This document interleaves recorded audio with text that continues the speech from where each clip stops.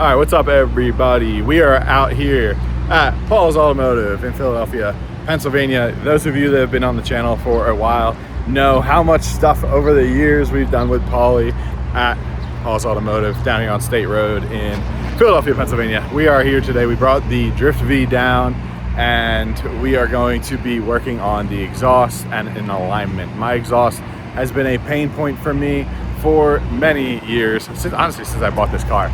So today we're gonna chop it up, fix the turn downs, weld up some leaks, fix some leaks, get rid of some clamps, add some V-bands, do some stuff, and then we're gonna align it and I don't know, see what else we can look at, figure out. We found some melted wires that we need to repair that were laying on the headers. Just first time the car's been on the lift since it's been done. You saw in the last video how much power it made on the dyno, so I drove it around the other night. We took it to a cruise night. Everything's been working, you know, in that sense, but now it's time to start buttoning up some things and try and get this thing track ready by the end of the summer, basically.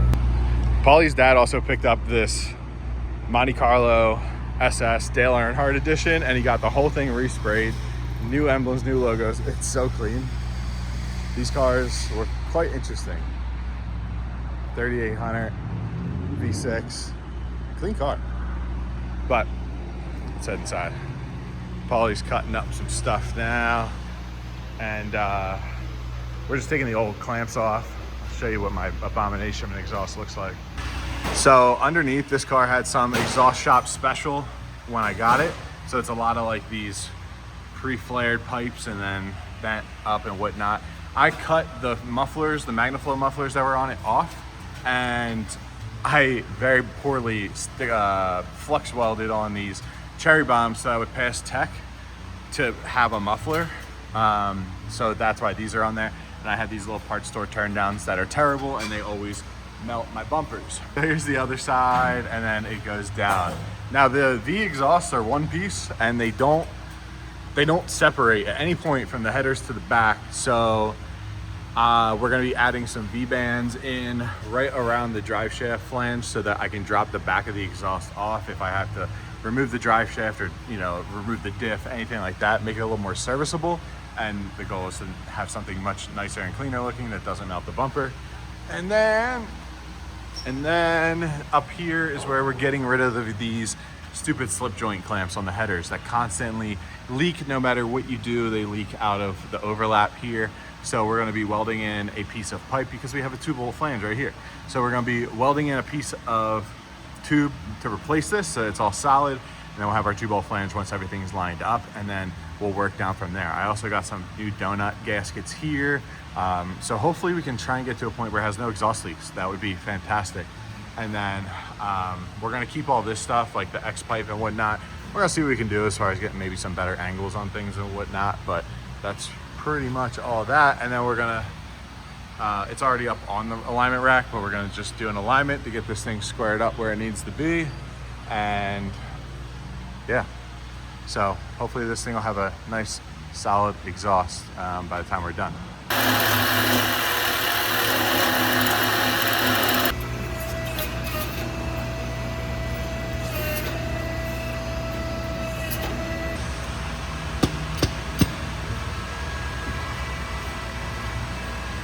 I'm gonna see where it's at. I'm gonna cut this down anyway.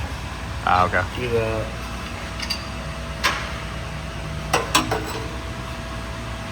So what I'll do is cut this down, like On both ends? get this to where I can fit this on here. Yeah. Bring it down, weld this, put it back up, and then I only have one thing to weld up here. Yeah, okay.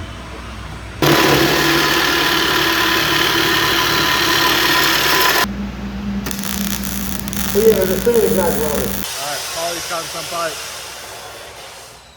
We just had a little lunch break.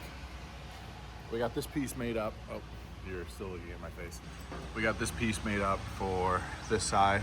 It slides on there nicely, and then it'll bolt up right there. And then we're basically just recreating the same piece, same style piece for this side. And then now we get to the fun stuff of what we're gonna do as far as the rear end of it all. I think we're gonna have something that kind of like turns down here. So it's like at the very back of the car. And then we're gonna measure this out trim this side up and have it match the same spot. Really reminds me of one of my thoughts.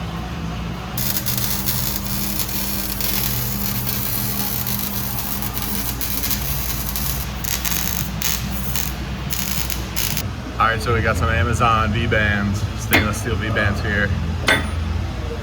They got a nice little lip on them. They lock into each other.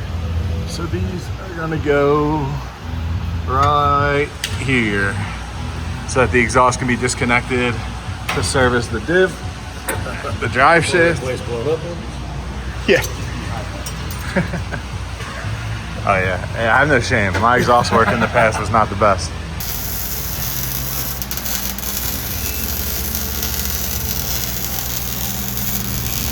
All right, so we got a finished V-band on this side, and we were able to actually rotate the tailpipe up higher so that it's a good distance from the axle, the diff, but we got a lot more clearance. I'll show you here.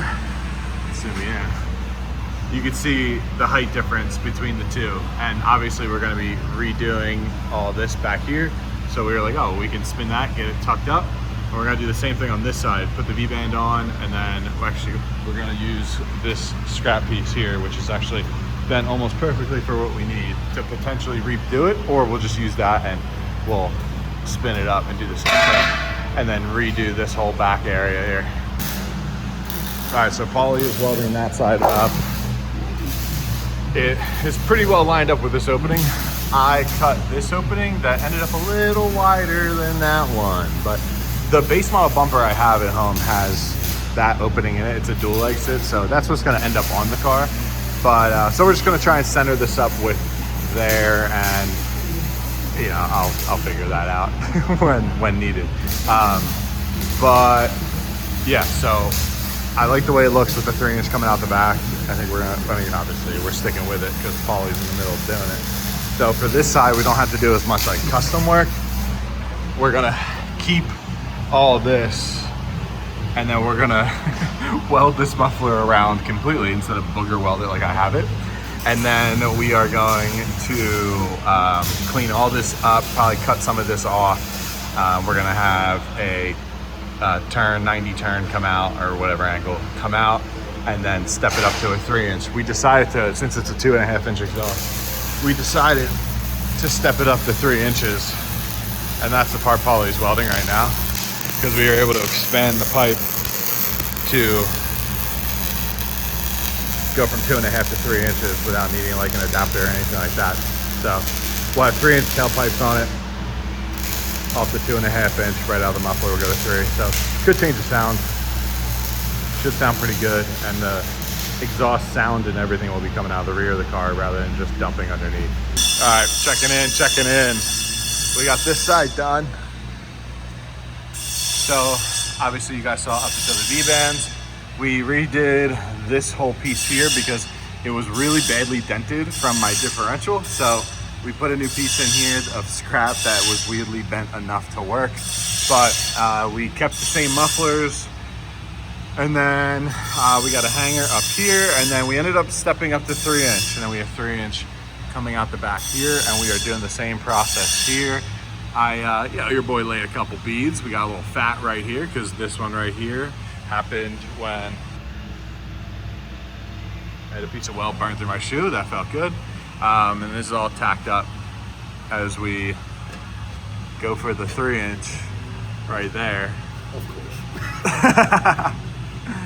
Come on.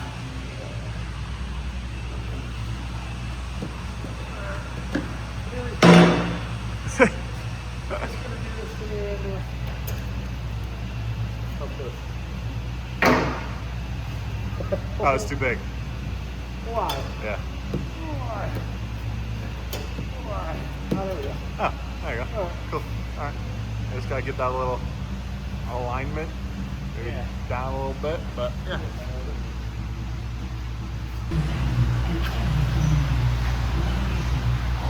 All right. That looks solid.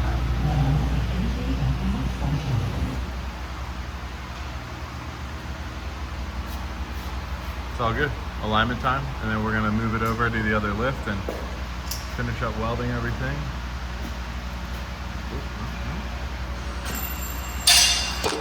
Whoa.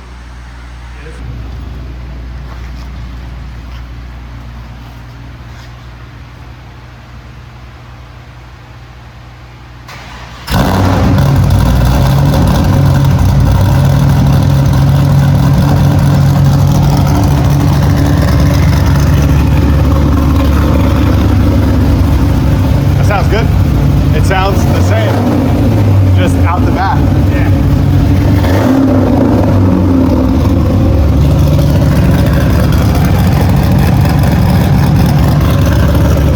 When I was sticking my head in here, a lot quieter in here. Is it? It seems like it. Oh, holy shit, it's so much quieter in there. Yeah, I forgot about that part of it. Yeah. That's my Down your mail. That's my registration. and my reusable zip ties. I'm in it. It's fucking quiet.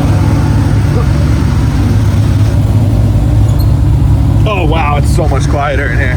That's so quiet. Yeah. Yeah. Yeah, it's gonna be so much more enjoyable. It's like more like my black car now. Yeah. And it actually still has a leak or two under it. Yeah. Alright, you don't need it on, right? No, I just wanted you to hear it while you're sitting behind it so you can hear it. Yeah, that's crazy. Yeah, I like that. I like that being quieter in the car, and then also like I was sitting there like, dang, dude. When I was up there, that was not how quiet it was sticking my head in that fucking thing. yeah, it was a lot of noise inside the car. See, maybe, all right, then all I need is an AC charge, and then I might actually drive the car on the street more.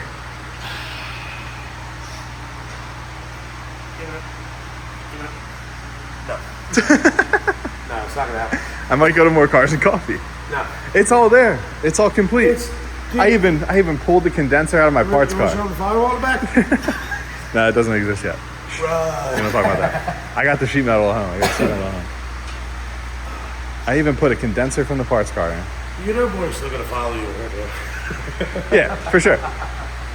But I also think about sitting on grid, coming off a run, hit the AC button, Yeah, you might. get a little cold air blown in my face. Yeah. I get jealous because now so many people drift like 2000s cars. Yeah, with the AC. Yeah, and like when I see guys on grid with their windows up, and I'm like, oh man. How are you? Yeah, and like it pisses me off because my car has all the stuff except for the AC. AC. Except for what makes the AC It AC. doesn't have Freon. Yeah.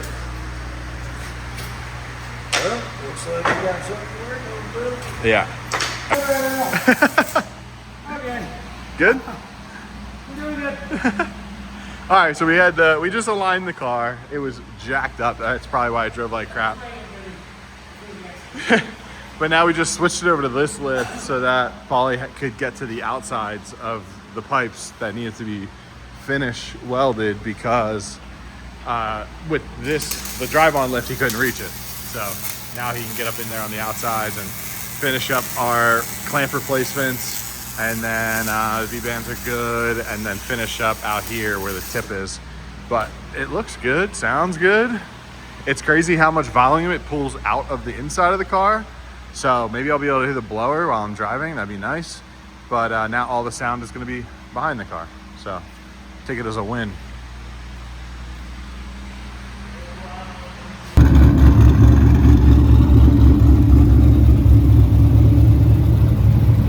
So quiet up front here now. It's great. All the noise coming out of the back.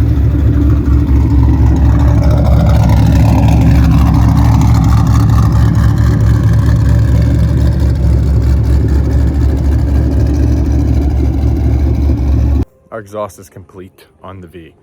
Shout out to Paulie again because he did a great job helping me seal this up, replace those clamps, and actually have an exhaust that comes out of the back of the car now, which is pretty cool. The Drift V is here. I made up some rubber rain covers because it's starting to rain. I still keep my tarp underneath, but I figure I can bolt in these rubber covers so that they protect everything, more just some of the water from getting in. But we're almost completely wrapped. I still have to do side skirts on each side, 3 more door handles, and then technically the front bumper, because the front bumper is only wrapped in this section here, but not down here. And the rear bumper, but I'm not gonna do a rear bumper till I'm back in Florida. This bumper is gonna last until then. But we have our exhaust right out the back there. Looks good. I drove it around yesterday. It's actually like still loud, but like a little more pleasant on the street when you're inside the car. So we're in good shape. Next thing I have to do is make this thing legal for the track. That's going to be sealing up that hole right there, and then building my firewall that seals off the trunk from the main cabin. And I have all the sheet metal for that. It's just a matter of cutting it, rib nuts, you know, the whole deal with that. So that'll be next on the project list. I'm hoping to get this thing to the track in August sometime for a private day. I want to do a private day before I jump in to a Club Loose event, because I don't want to be struggling at a Club Loose event in A group. There's really not a lot of room for struggling there. So I want to try and get it dialed in, find any bugs, get comfortable with the power level, get comfortable with the new alignment, like all that stuff before I just jump in to an A group session at Club Loose. I had an issue last week where the throttle body died. So shout out Kenny for hooking me up with this old throttle body from his GTO, and I plugged it in, it worked. So I don't know if it was just a fluke and the LS2 throttle body I had on there just died, but I plugged a new one in, all the codes went away. It actually started on the dyno. Plugged it in, all the codes went away. It was an intermittent problem on the dyno. Andy would like clear it, and then it would stay, and he would do a pull, and then he would flash it, and it would come back. When I went to unload it from the trailer last week to just after the dyno, it was permanently dead. It would hold RPM at 2000 RPM, had no throttle. It was throwing codes for the throttle body. I swapped the pedal didn't change anything. So thankfully Kenny had that throttle body available to him. So put that on and it worked. So I'm gonna probably try and get myself a spare LS2 throttle body if I can find one that's not grossly overpriced at like $350 for some used unit, because you can't buy them new. And I'll keep that in the toolbox just in case it was a fluke. But I think it was just, I mean, I bought that throttle body used from somebody, so who knows the history or how old it was. Well, I know how old it was, but like how many miles were on it, you know, how it was treated, et cetera, et cetera. So the only other issue that I'm having is the brakes. I don't have enough vacuum for my booster when I do like a pull, or when it gets like into max boost. It takes a little bit for the vacuum to come back. So we need to look into electric vacuum pumps. But if I can get through drifting with that issue, we'll be good. Basically what happens is it doesn't boost the booster. It just doesn't make enough vacuum quick enough, because you have the bypass valve. So as the RPMs come down, it's still not making enough vacuum, because Corvettes actually have a vacuum assist. So that line that I have goes to a electric vacuum assist that then goes to the booster. So during that time of not enough vacuum, the vacuum motor makes enough vacuum for the brakes. So I'm gonna look into converting to a full-time electric vacuum pump for the brakes, and that'll be that. So while we still have some stuff to do, I'm glad we've gotten so much done bringing the car up here so far this winter, or this summer, that you know, it's getting closer and closer, and it's like the little odds and ends that I have to iron out to basically get it all to work. And this is the part of a project that really wears you down. So like I said, I'm not setting any hard deadlines for myself. If somebody has a track day planned, as long as I get that firewall done, I'll take it to the track. I'll see what it does, if there's a private day that some friends are going to or whatever. So thank you guys for watching. We'll have another video up soon, and I'll see you in the next one. Hit that subscribe button, go back and look at some of the old videos too of building that thing. I think it's technically the first LT4 supercharged first gen CTS-V. So thanks for watching. See you guys in the next one.